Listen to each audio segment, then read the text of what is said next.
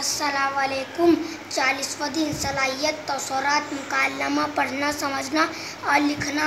आओ मालूम करें मुकालमा बगौर पढ़िए।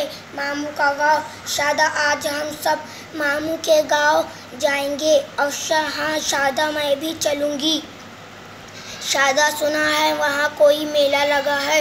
अफशा फिर तो हम मेला घूमने ज़रूर जाएंगे।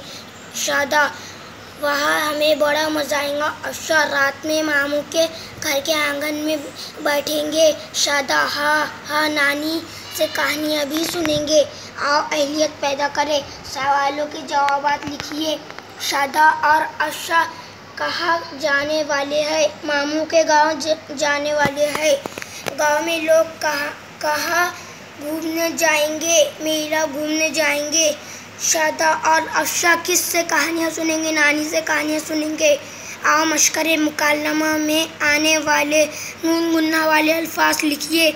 शादा मामू गाँव। अफशा और तग़ियाती वाले चैलेंज। गाँव के मेले में कौन कौन सी दुकानें होती है?